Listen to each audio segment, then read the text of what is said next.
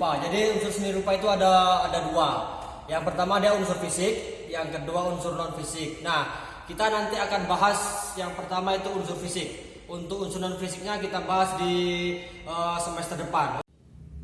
Oke, kita lanjut ke pertemuan apa ya?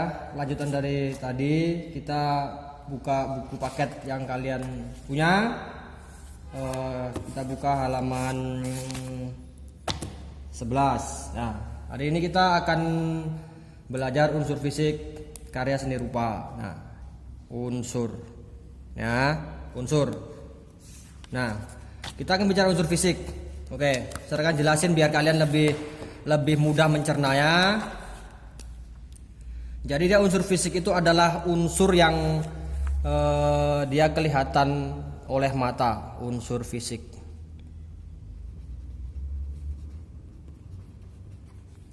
Unsur fisik. Jadi dia unsur yang kelihatan oleh mata. Jadi indera visual.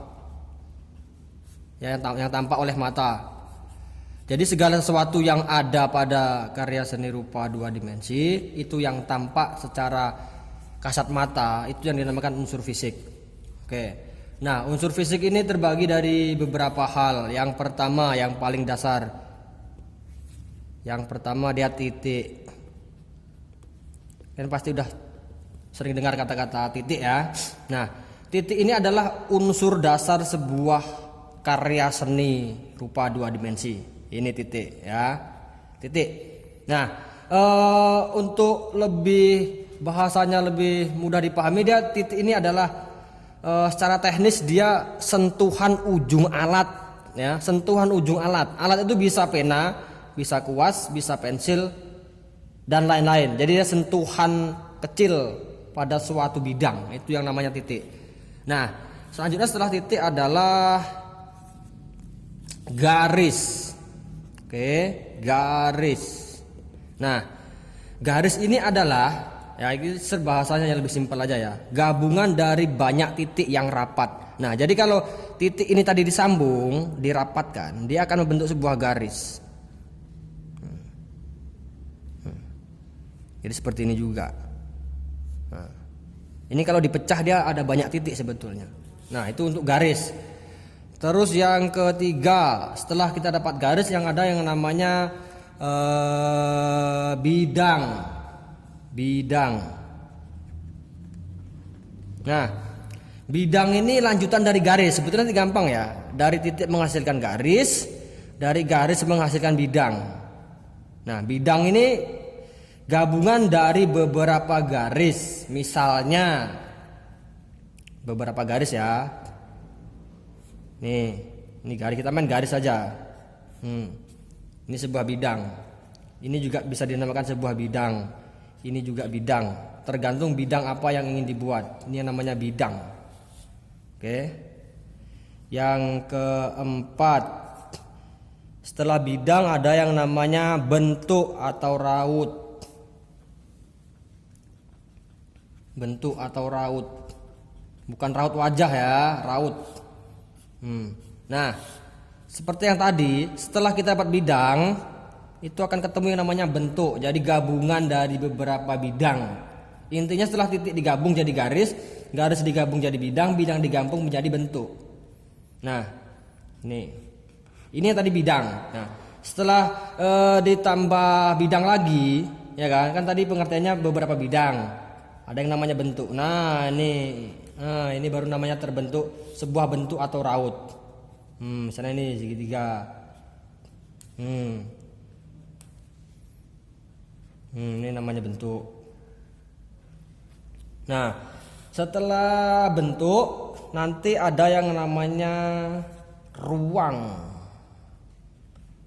Ruang. Nah, ruang ini lanjutan dari bentuk juga. Nah, setelah kita dapat bentuk seperti ini tadi, nanti kita akan mencapai ruang. Ruang itu gabungan dari beberapa bentuk. Nah, ruang itu terbuat ketika kita buat sebuah banyak garis juga. Ini yang namanya ruang. Jadi di dalamnya ada ruang, ada kesan bentuknya bervolume, ada kesan tebalnya. Itu yang dinamakan ruang. Terus selanjutnya tekstur. tekstur. Nah, tekstur itu ada dua. Oke, yang pertama itu tekstur nyata. Nah, tekstur nyata itu berlaku pada karya seni rupa 3 dimensi. Mengapa demikian?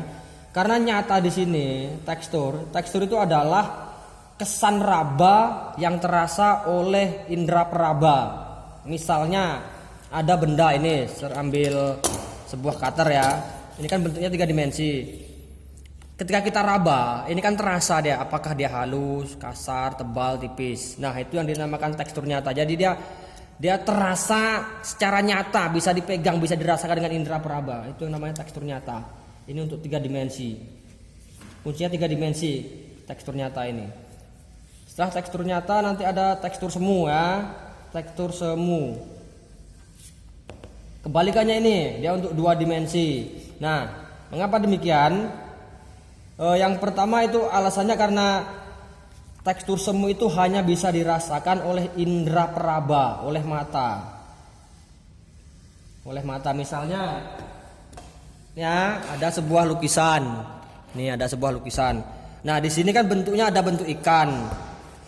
Ikan di sini dia secara kasat mata dia bentuknya ikan, tapi kita raba, dia bukan ikan, dia hanya kanvas gini, tidak ada bentuk yang menonjol, nggak bisa dirasakan bentuk ikannya, tekstur ikannya nggak bisa terasa. Jadi yang dikatakan tekstur semu. Jadi dia hanya tampak kasar, tapi ketika disentuh dia tidak kasar. Oke. Terus selanjutnya, nah ini yang paling berperan. Yang ketujuh berarti ya. Warna. Nah ini kasih warna merah sekalian. Jadi biar kalian nampak ya, ada yang namanya warna. Nah, mungkin kalian kalau belajar di SMP atau di pelajaran IPA itu ada pengertian warna. Itu adalah bias cahaya yang dapat dipantulkan benda tertentu, kemudian ditangkap oleh mata, lalu menghasilkan sensasi warna tertentu. Nah, untuk lebih jelasnya, kenapa warna itu muncul ketika dia dapat bias cahaya? Karena kalau tidak ada bias, taruhlah dia di malam hari, dia tidak akan ada warnanya ketika nggak ada cahaya.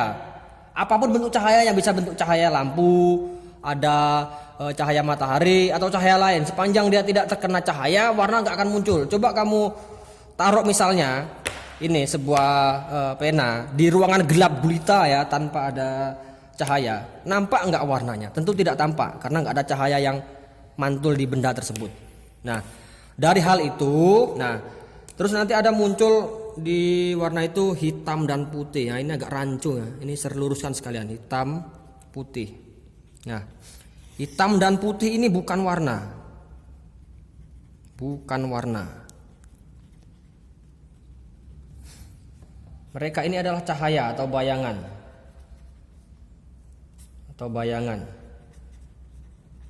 Mengapa demikian?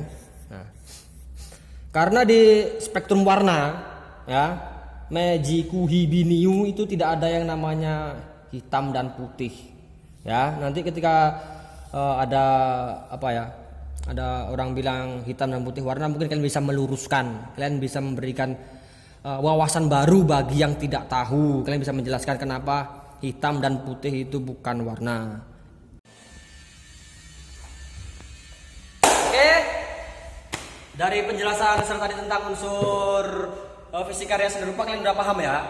Nanti jika tidak paham, nanti bisa chatting saya atau hubungi saya dipakai alat media komunikasi online. Oke, sampai jumpa di pertemuan selanjutnya.